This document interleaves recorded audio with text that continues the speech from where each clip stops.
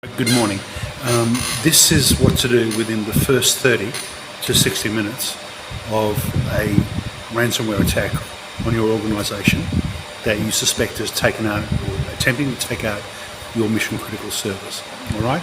So it's either post detonation, the ransomware has detonated and started encrypting, and your security apparatus have picked it up. You've been alerted, or it's pre-detonation.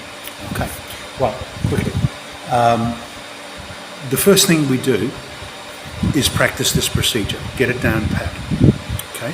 And then when it happens, you'll be able to sort of give direction confidently. This procedure is very simple, and we just got a few priorities here, okay? What this procedure is on, it's not a root cause analysis. Root cause is not crucial in the first 30 to 60 minutes. It's not a crisis communication plan, and it's not other things like managing insurance risk. You can get valid information from generous experts who put all this information on YouTube and on LinkedIn, and I would encourage you to do that. I realise there's many aspects. This is purely you're the technical resource or the non-technical resource, and you don't know so much maybe about IT, and your staff have alerted you that you're in the midst of a ransomware detonation. What do you do? Okay, this is what you do. First thing, disconnect all your known data connections that you can see in the server room going into mission critical equipment. I'll give you an example. Here's one here. This is a fiber channel connection into a silkworm switch. Fibre channel is still used to a great extent in the corporate world. Okay, so what you would do is, even if you can't identify the mission critical equipment, disconnect the fibre channel. That will isolate the disks from possible threat actors. Don't waste time trying to get permission or get confirmation. The damage you do by disconnecting fibre channel leads will be minimal, if any, compared to the inherent risk of letting a ransomware detonation propagate onto another server. Okay? All right. Disconnect your fiber channel.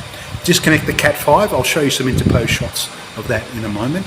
And isolate your switches. If for some reason you can't pull the data connections, then by all means, power down or do a combination of both. Switch them off. Switch off the server, switch off the SAN, switch off the firewalls. If you can't work out how to do that, or even how to switch off the UPS, just simply unplug it. That's not a sin, all right?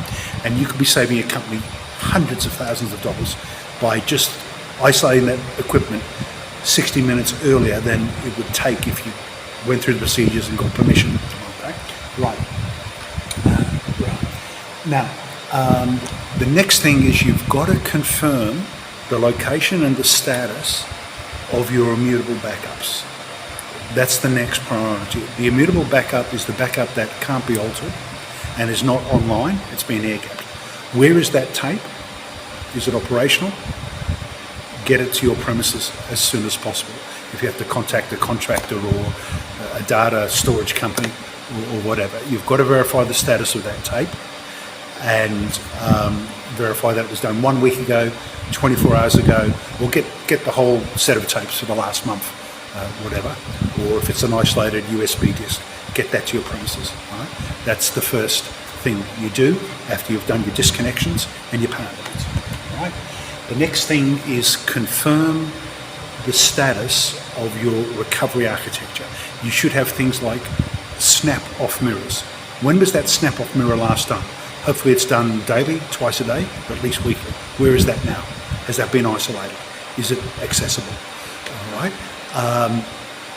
Your snapshots, which are closely related, and your proprietary backup system. What's the status of that? Has that been compromised? Okay. Right. Now, the next point is after disconnection and you've verified the status of your main immutable backups and your other recovery architectures, is estimate the containment field. When it detonated, did you catch it before it had actually finished its evil work. Your security apparatus might have caught it just as it was detonating. So you're confident it's been restricted to one or two mission critical servers, or like a section, whether it's HR or finance or specific databases. So try and make a ballpark estimate, because this will have a factor in your actions. Okay. Now, cut off all the remote connectors and actors, even the good ones. So contractors who come in remotely, customers, staff, make sure if they've still got access, cut them off immediately, okay, at this stage. And restrict all access to the mission critical servers while you work on your recovery plan. Now, the next major point is, these days, with the inherent persistence of threat actors to stay in the BIOS chips, to stay in the disk firmware, I would tend to nuke the server rather than just restore from backup and bring the old server up. So if you've got new servers or a refurbished second-hand servers on standby, bring them in with completely new disks. All right. If you're forced to use your original servers, flash the BIOS chips, flash the EFI chips. Very straightforward. There's a link in the description to my document. Flash your network gear. All right. Flash the disk firmware. You should have these procedures rehearsed and commodified and standardized already. And then flash everything, nuke it, and then start your restoration process. I won't go into detail the actual process, but just look at my document below, because we're running out of time.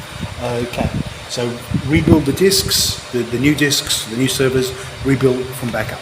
And then if you've got like a mission critical banking system or logistics system, restore that, and you can bring it up provisionally. You don't have to try and link it in to your huge corporate network. But if you're a bank and you've recovered access to your central banking server, it's very easy to come up with a scaled down network, so customers can just access their money by coming into the branch. As long as the customers can access their money by coming into the branch or a certain number of ATMs, they'll be pretty content. It won't be a crisis. But if you delay, with the root cause or something like this or that, and you delay the recovery because you focus on other priorities which are not a priority in the first 60 minutes of the first half day, then it's going to be difficult. All right, so that's about it. Please look at the interposed shots and link to the documents below and follow that procedure, and it could save you possibly hundreds of thousands of dollars. Thank you.